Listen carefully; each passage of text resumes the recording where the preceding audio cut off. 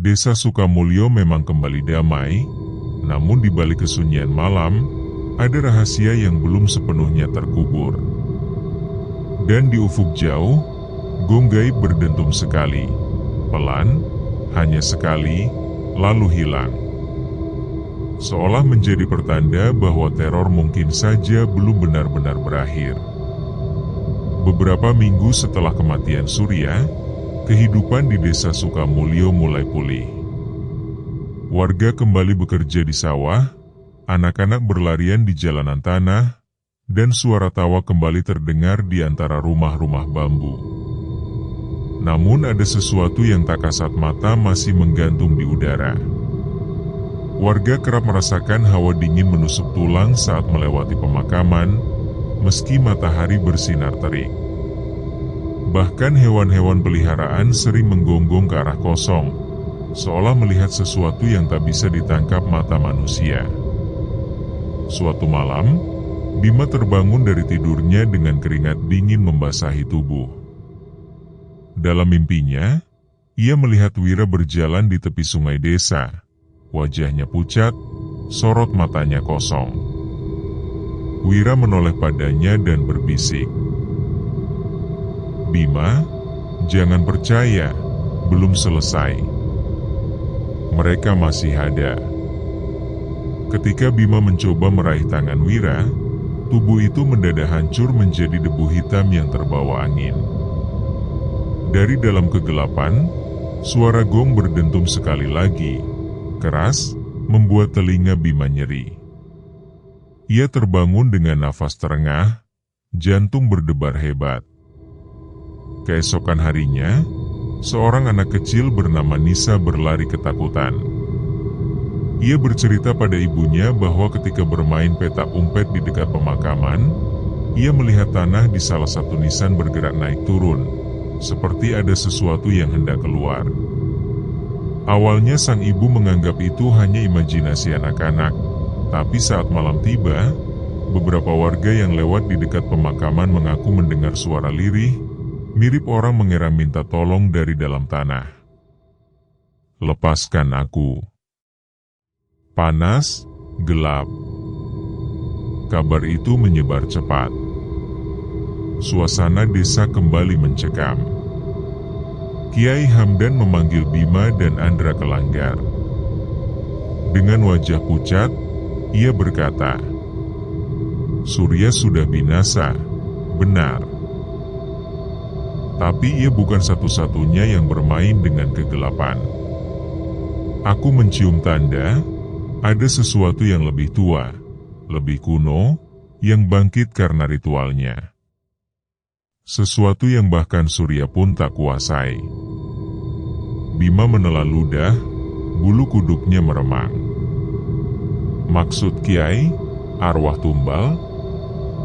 Kiai Hamdan menggeleng pelan. "Bukan hanya arwah, tapi perjanjian." Surya membuka pintu. Dan pintu itu belum tertutup. Malam itu, dari kejauhan, beberapa warga desa mengaku melihat sosok tinggi besar berkulit hitam legam berjalan di tepi sawah. Matanya merah menyala, dan setiap langkahnya meninggalkan bekas lumpur yang berbau busuk. Seorang lelaki yang memberanikan diri mendekat jatuh pingsan seketika, dan saat sadar keesokan harinya, ia hanya bisa berteriak histeris berulang-ulang. Dia kembali, berakhir ternyata baru membuka lembaran baru. Kematian Surya hanyalah awal.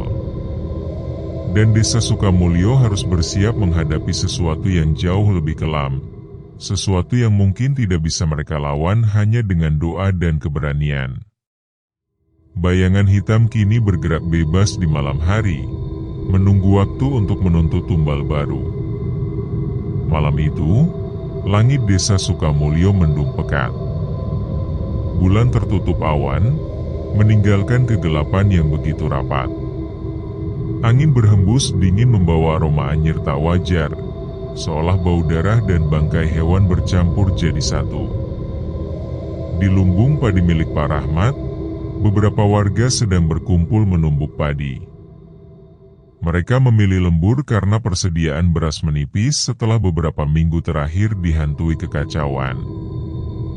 Namun, suasana mendadak berubah ketika suara aneh terdengar dari luar lumbung. Duk, duk, duk. Seperti langkah kaki berat menghentak tanah, perlahan semakin mendekat. Pak Rahmat berusaha memberanikan diri. Ia membuka pintu lumbung, menoleh keluar. Gelap. Hanya hamparan sawah yang samar. Tidak ada apa-apa, katanya, berusaha menenangkan yang lain. Namun tiba-tiba, sepasang mata merah menyala menatap dari kegelapan. Tinggi, besar, lebih tinggi dari pintu lumbung. Sebelum sempat menutup pintu, sebuah tangan hitam besar menyambar dan menyeret Pak Rahmat keluar. Teriakan panjang memecah malam, diikuti suara tulang patah. Darah memercik ke kusen pintu. Warga yang ada di dalam lumbung panik. Mereka berlarian mencari jalan keluar, tapi sosok itu menghantam dinding bambu hingga roboh. Sosok hitam legam, dengan tubuh berotot dan wajah menyerupai manusia namun rahangnya panjang penuh taring tajam, masuk ke dalam. Darah masih menetes dari mulutnya. Suara napasnya berat, menggeram seperti hewan buas. Salah seorang pemuda berusaha menebasnya dengan parang, tapi sosok itu hanya tertawa. Parang itu menancap di dadanya, namun tubuhnya tak tergores sedikit pun. Dengan sekali hembusan nafas, pemuda itu terhempas ke dinding, lehernya patah. Tepat ketika ketegangan mencapai puncak, suara gong gaib terdengar lagi. Gong berdentum keras, membuat semua orang menutup telinga. Sosok hitam itu mendongak, seolah mendapat perintah dari sesuatu yang lebih tinggi. Lalu ia menghilang dalam kabut tipis, meninggalkan lumbung penuh darah dan mayat. Yang tersisa hanya jeritan histeris beberapa warga yang berhasil selamat, tubuh mereka gemetar tak bisa berhenti. Keesokan paginya, kabar itu menyebar. Lumbung padi menjadi saksi bisu pembantaian. Bima dan Andra mendatangi Kiai Hamdan, berharap ada penjelasan. Kiai Hamdan, dengan wajah penuh ketakutan yang jarang terlihat sebelumnya, hanya berkata, "Itu bukan arwah. Itu perwujudan dari perjanjian yang dibuka Surya. Seekor penjaga dari dunia lain. Jika ia sudah menuntut darah, maka desa ini dalam bahaya besar kembali diteror. Namun kali ini bukan manusia yang menjadi dalang, melainkan sesuatu yang lebih purba dan ganas. Dan entitas itu baru saja menandai awal kebangkitannya dengan darah pertama. Malam berikutnya, desa Sukamulyo terasa lebih sunyi dari biasanya.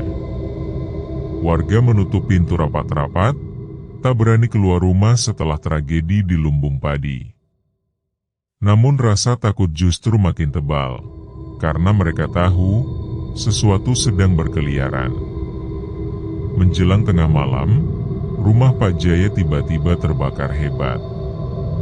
Api muncul tanpa sebab, menyambar atap rumbia dan melalap kayu tua dalam hitungan detik. Tetangga berlari membawa ember berisi air, namun begitu mendekat, mereka mendengar suara tawa rendah bergema dari balik kobaran api. Hahaha. Dari dalam api itu, sesosok bayangan hitam muncul, tinggi besar, dengan sayap sobek yang berkibar seolah menantang angin. Matanya merah membara seperti bara api. Orang-orang menjatuhkan ember, tubuh mereka gemetar. Sebagian berlari, sebagian jatuh terduduk, tak mampu mengucap kata. Di sisi lain desa, seorang ibu muda, Siti, berlari sambil menggendong bayinya. Ia mencoba mencari tempat aman. Tapi dari belakang, langkah berat itu kembali terdengar. Duk, duk, duk. Bayangan hitam melompat dari atap rumah, mendarat tepat di hadapannya. Nafasnya terengah, mulutnya meneteskan darah segar. Dengan cepat, ia meraih Siti. Jeritan panjang memecah keheningan malam. Bayi yang digendong terlepas, menangis keras. Untungnya seorang pemuda berlari menyambar bayi itu. Namun Siti, tubuhnya sudah tergantung lemas di tangan makhluk itu sebelum dibanting ke tanah. Ketakutan berubah menjadi kemarahan. Beberapa pemuda desa membawa bambu runcing, obor, dan parang. Mereka menyerbu, mencoba mengusir sosok hitam itu. Namun setiap senjata yang mereka arahkan hanya menembus tubuhnya, seolah menghantam kabut. Makhluk itu menggeram, lalu mengibaskan tangannya. Puluhan pemuda terpental seperti dedaunan tertiup badai. Darah membasahi tanah. Jeritan semakin banyak.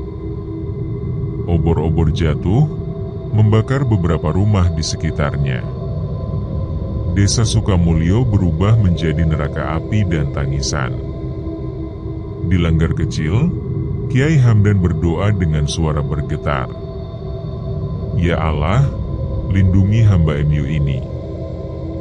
Jika benar makhluk itu adalah utusan dari perjanjian pesugihan, maka kekuatan manusia tak akan mampu menahannya. Beliau menutup doa, lalu menatap Bima dan Andra yang menunggu di luar. Kita tak punya banyak waktu. Makhluk itu akan terus menuntut darah, sampai seluruh desa menjadi tumbalnya. Malam itu, Sukamulyo benar-benar berdarah. Puluhan nyawa melayang, rumah-rumah terbakar, dan tanah desa ternoda merah. Makhluk itu berdiri di tengah kobaran api, kepalanya mendongak, mengeluarkan raungan panjang yang mengguncang langit. Seolah menyatakan bahwa ini baru permulaan. Desa Sukamulyo tampak seperti sisa medan perang. Rumah-rumah hangus, bau anyir darah masih melekat di tanah, dan isak tangis terdengar di mana-mana. Warga yang selamat berkumpul di balai desa, wajah mereka pucat, mata penuh ketakutan. Bima duduk di sudut, tangan kanannya diperban. Andra berdiri di dekat pintu, memperhatikan satu persatu wajah warga yang kini kehilangan harapan. Kalau kita hanya bersembunyi, desa ini akan habis satu persatu, kata Andra, suaranya tegas namun parau. Kiai Hamdan maju ke depan. Suaranya pelan, tapi cukup untuk membuat semua orang diam. Kita melawan, bukan hanya dengan senjata, tapi dengan iman. Seorang ibu mendekat sambil menangis. Kiai, tadi malam, sebelum rumah kami terbakar, saya melihat bayangan Surya. Dia tertawa di balik pohon. Padahal dia sudah mati. Warga lain menyahut, aku juga. Surya berdiri di sawah, matanya hitam, tubuhnya penuh darah. Bisik-bisik itu membuat ketegangan memuncak. Bima mengepalkan tangan. Jadi benar, Surya belum benar-benar mati.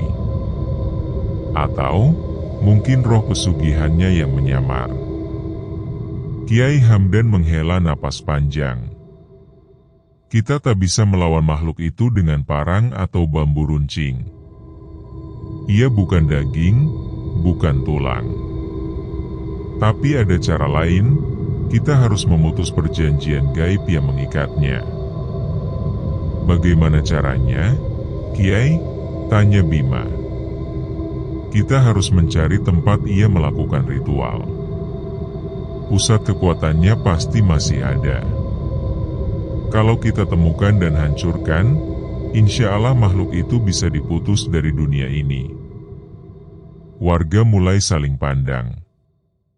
Beberapa terlihat bersemangat, yang lain justru makin takut. Andra berdiri tegak, menatap semua orang. Kita tidak punya pilihan lain. Kalau kita lari, makhluk itu akan mengejar sampai ke kota. Ini tanah kita harus lawan di sini. Perlahan, satu persatu pemuda desa mengangkat tangan. Aku ikut. Aku juga. Aku sudah kehilangan ayahku, aku tak mau ibuku jadi korban. Aku ikut, meski harus mati. Kiai Hamdan mengangguk haru. Baik. Malam ini kita bersiap. Kita cari sumber kekuatan itu. Dan kita akan akhiri semuanya. Suasana di balai desa berubah. Dari ketakutan, kini muncul bara semangat yang menyala. Namun di luar sana, di balik reruntuhan rumah yang hangus, bayangan hitam itu sudah berdiri, seolah mendengar setiap kata. Matanya merah menyala, bibirnya menyeringai. Datanglah, aku sudah menunggu. Malam itu, langit Sukamulyo kelam tanpa bintang.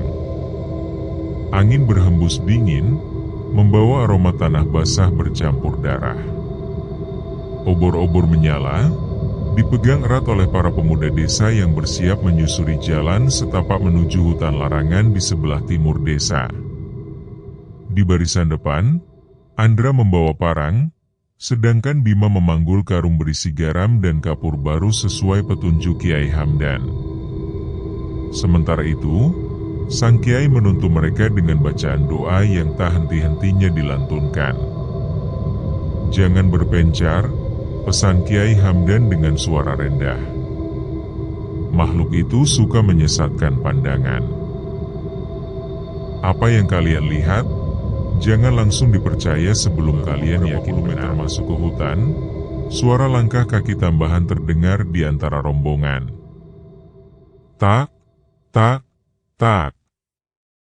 Bima menoleh cepat, namun di belakangnya hanya ada wajah pucat para pemuda yang sama-sama ketakutan. Tiba-tiba, suara tangisan bayi pecah di semak-semak. Nyaring, memilukan. Itu bayi Siti, seru salah seorang warga. Ia hampir berlari, namun Kiai Hamdan menahan lengannya. Jangan, itu bukan bayi. Itu jin penyesat.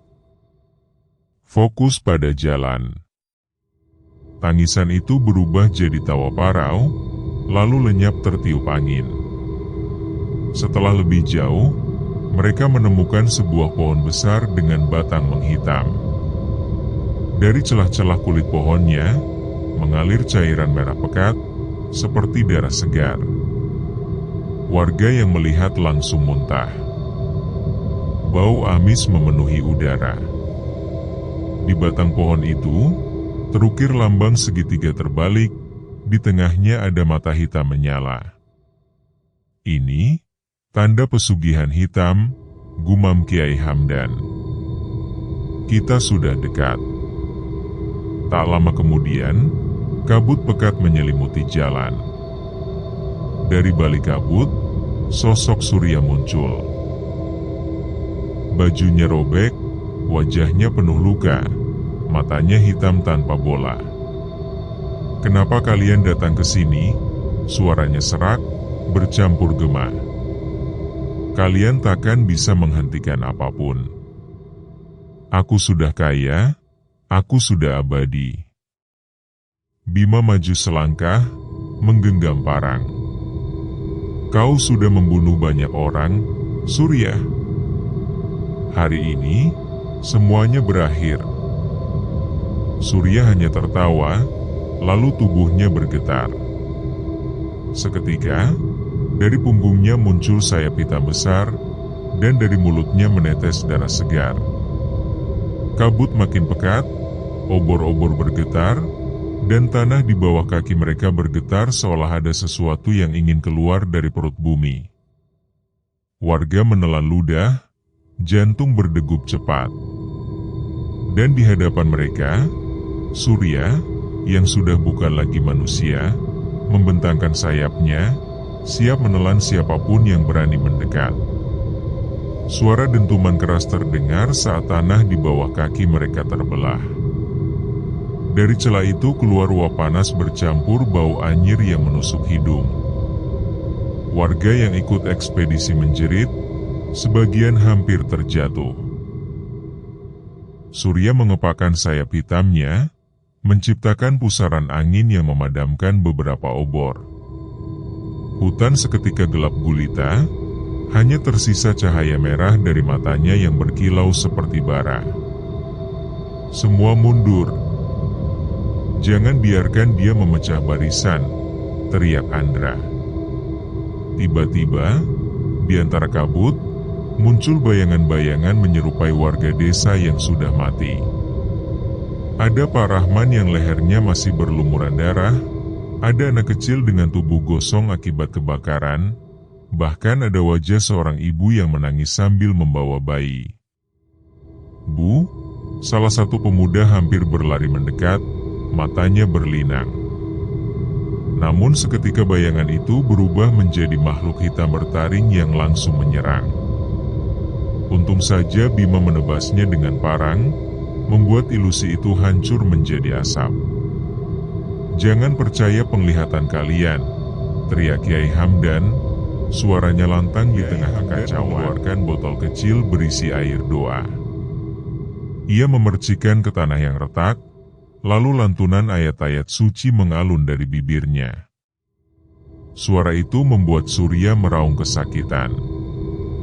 Sayapnya berkibar liar, matanya berdenyut merah. "Cukup. Kau takkan bisa menghentikan kekuatanku, Hamdan." Surya lalu melompat ke depan, cakarnya siap mencabik tubuh sang kiai. Namun Andra menghadang dengan parang terhunus.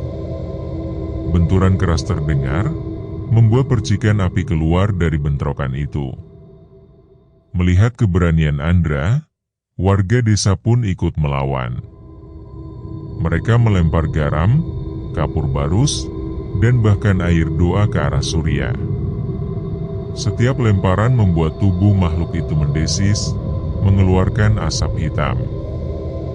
Bima menghantamkan parang ke tanah, memotong lingkaran simbol pesugihan yang terpahat di akar pohon besar. Saat itu juga, tanah berguncang lebih hebat, seolah ada sesuatu yang terusik. Surya menjerit, suaranya menggelegar, membuat telinga berdengung. "Beraninya kalian mengusik perjanjianku." Sayapnya mengembang penuh, lalu tubuhnya membesar, menyerupai sosok raksasa hitam dengan taring sepanjang jari manusia. Pertempuran baru saja dimulai, dan warga desa kini sadar, lawan mereka bukan hanya Surya, tapi juga seluruh iblis yang ia panggil dari dalam tanah. Suara raungan mengguncang hutan larangan. Tubuh Surya semakin membesar, kulitnya menghitam penuh retakan merah membara seperti lahar. Taringnya memanjang, dan dari punggungnya menjulur belasan tangan hitam yang bergerak liar, seolah memiliki nyawa sendiri.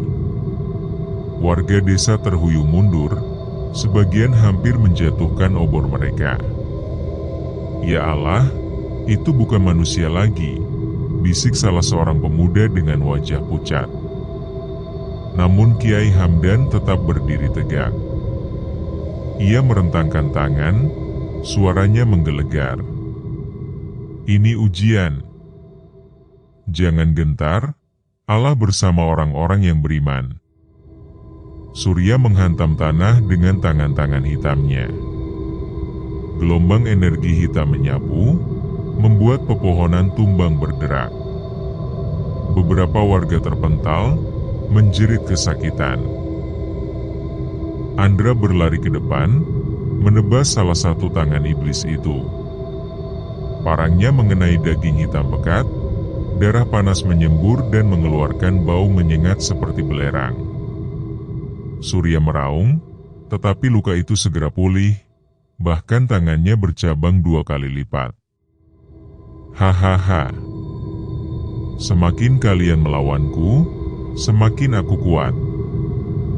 Kiai Hamdan menancapkan tongkat kayunya ke tanah, lalu melantunkan ayat-ayat suci lebih keras.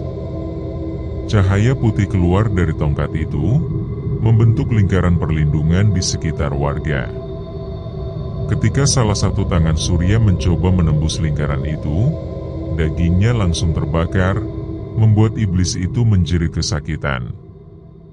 "Teruskan bacaanmu, Kiai," teriak Bima sambil mengangkat parang. "Kami akan menahan makhluk ini." Pemuda-pemuda desa yang semula ketakutan kini maju serentak. Mereka melempar garam dan kapur barus, ada pula yang menghunus bambu runcing. Meski senjata itu sederhana, setiap serangan yang dilakukan dengan keberanian dan doa membuat tubuh Surya semakin goyah di sekitarnya. Namun di balik itu terlihat wajah Surya yang semakin menderita. "Tidak. Aku sudah berkorban banyak. Aku tidak boleh kalah." Langit di atas hutan tiba-tiba berubah merah darah, kilatan petir hitam menyambar, dan suara gong misterius terdengar dari arah kegelapan. Dari celah tanah, muncul makhluk-makhluk lain. Bayangan hitam berwujud menyerupai binatang buas dengan mata merah menyala. Pertarungan kini bukan hanya melawan Surya, tapi melawan pasukan iblis yang ia panggil dari perjanjian pesugihannya. Dan semua orang tahu, malam itu akan menjadi malam penentuan. Apakah desa Sukamulyo akan binasa, atau bebas selamanya? Udara di hutan larangan semakin berat, penuh dengan asap hitam pekat dan bau busuk yang menusuk. Suara gong gaib masih terdengar, membuat dada warga yang mendengarnya terasa sesak. Namun mereka tak lagi punya pilihan selain bertahan. Surya kini berdiri sebagai sosok iblis raksasa. Sayap hitamnya mengepak, menciptakan badai yang merontokkan dedaunan.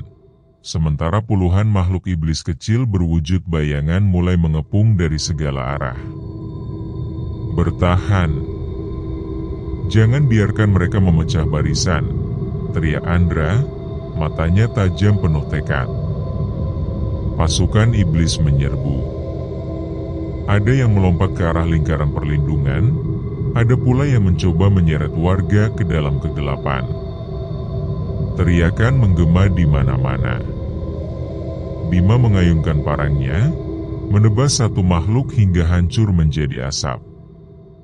Sementara 2 pemuda lainnya menusuk dengan bambu runcing, membuat makhluk-makhluk itu menjerit sebelum lenyap. Namun jumlah mereka semakin banyak. Tak akan cukup kalau hanya mengandalkan senjata. Bima berteriak sambil menangkis. Kiai Hamdan tetap berdiri tegak meski wajahnya sudah pucat. Ia melantunkan doa lebih keras, dan cahaya dari tongkat kayunya semakin terang, membuat beberapa iblis kecil terbakar hanya dengan mendekat. "Terus ucapkan zikir kalian," serunya pada warga. Suara-suara doa mulai bersahutan, meski ada yang terbata karena ketakutan. Namun perlahan, lingkaran cahaya makin kuat, membuat Surya terhuyung kesakitan. "Argerg! Hentikan bacaan itu!" raung Surya sambil menghantamkan tangannya. Namun benturan itu hanya menimbulkan kilatan cahaya putih yang memantulkannya. Andra memanfaatkan momen itu. Dengan keberanian penuh, ia melompat menembus kabut, menghantam dada Surya dengan parang yang kini berkilau diterpa cahaya doa.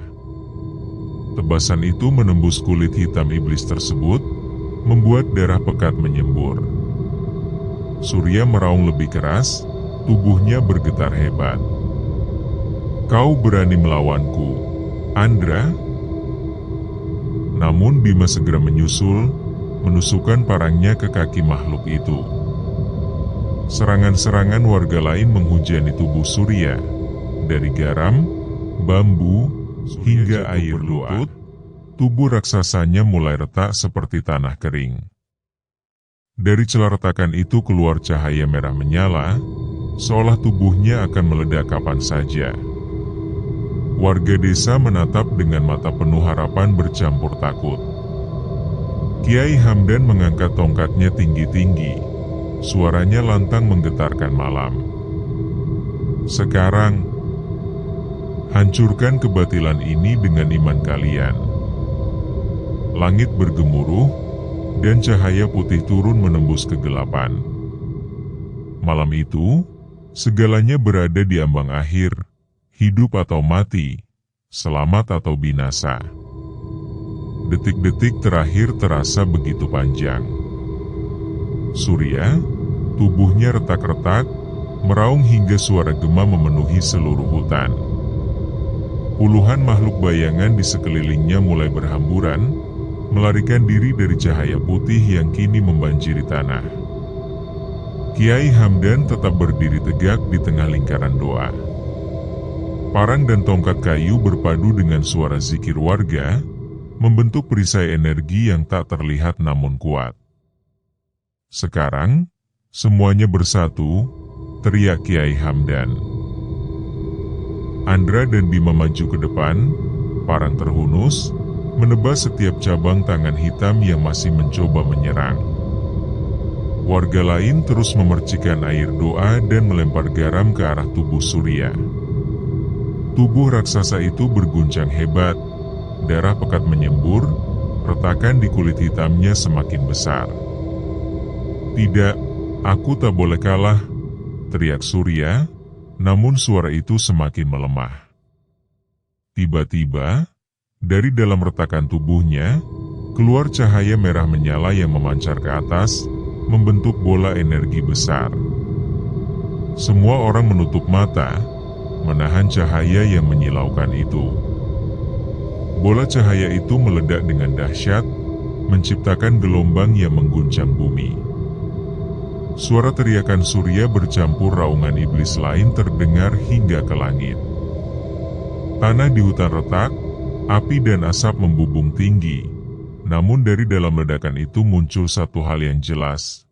Tubuh Surya hancur berkeping-keping, tak tersisa sedikit pun. Makhluk bayangan yang mengepung juga musnah tersapu gelombang cahaya putih. Lingkaran doa Kiai Hamdan tetap berdiri, cahaya perlahan menenangkan hutan yang sempat kacau itu. Angin dingin berganti hembusan sejuk, dan suara burung malam kembali terdengar. Ketika cahaya mereda, warga desa terengah-engah, banyak yang jatuh pingsan. Andra menatap hutan yang hening, tubuhnya masih bergetar. Bima menghela napas panjang, menepuk bahu Andra. "Kita berhasil." Kiai Hamdan turun dari lingkaran doa, wajahnya lelah tapi tersenyum tipis. "Alhamdulillah, kalian semua selamat. Tapi ingat, keberanian kalian hari ini adalah pengorbanan terbesar. Jangan pernah membuka pintu gelap seperti Surya lagi." Perlahan kembali damai. Rumah-rumah yang hancur dibersihkan, sawah dihijaukan lagi, dan malam-malam yang dulunya penuh teror kini menjadi tenang. Namun dalam hati warga, nama Wira dan semua korban sebelumnya selalu dikenang. Merekalah yang menjadi cahaya awal sebelum akhirnya iblis Surya benar-benar musnah. Dan meski teror telah berakhir, Kiai Hamdan selalu mengingatkan, kegelapan bisa datang lagi. Tapi selama iman masih ada, kita akan selalu punya cahaya untuk melawan. Minggu-minggu setelah pertempuran besar itu, desa Sukamulyo perlahan pulih. Rumah-rumah yang hangus dibangun kembali, sawah kembali hijau, dan malam-malam yang dulu penuh teror kini menjadi hening dan damai. Warga desa selalu mengenang pengorbanan Wira, Bima, Andra, dan semua yang telah gugur. Di tepi pemakaman, sebuah nisan sederhana berdiri dengan nama Wira terukir di atasnya. Ribuan bunga melati menutupi tanah di sekitarnya, wangi yang menenangkan mengalir di udara. Bima berdiri di tepi pemakaman, menatap tanah basah yang masih hangat dari doa terakhir. Kita telah kehilangan begitu banyak, tapi hari ini kita tahu, keberanian dan iman lebih kuat dari kegelapan manapun, katanya lirih. Andra menepuk bahu sahabatnya. Kita hidup untuk menceritakan ini, agar desa ini dan generasi yang akan datang tidak pernah tergoda jalan gelap lagi. Kiai Hamdan menatap langit malam, kemudian menunduk, menaruh tangan di pundak masing-masing pemuda. Allah selalu memberi cahaya, tapi kita harus berani menyalakannya di kegelapan. Wira telah membuka jalan, dan sekarang tugas kalian adalah menjaga cahaya itu tetap hidup. Meskipun Surya dan para iblisnya musnah, Kiai Hamdan tetap waspada. Malam-malam kadang terdengar suara lirih dari hutan larangan, bisikan halus yang membuat bulu kuduk meremang. Ini peringatan terakhir, gumam Kiai Hamdan pada dirinya sendiri. Kalau manusia membuka pintu gelap, gelap itu akan selalu kembali. Namun kini, dengan keberanian warga dan iman yang kuat, mereka tahu, desa ini punya pertahanan, cahaya yang tak akan padam. Hari-hari berikutnya, desa Sukamulyo kembali hidup normal. Anak-anak bermain, orang dewasa bekerja di sawah, dan suara tawa kembali mengalir. Tetapi setiap warga membawa satu pesan di hati. Jangan pernah tergoda kekayaan instan. Jangan pernah melanggar batas yang seharusnya. Dan yang paling penting, keberanian dan iman adalah senjata paling kuat melawan kegelapan. Di balik semua itu, nama Wira tetap abadi, sebagai cahaya yang menuntun desa Sukamulyo keluar dari kegelapan yang paling kelam. Dan meski malam kadang sunyi, warga percaya, cahaya yang ia nyalakan akan selalu menjaga desa ini selamanya.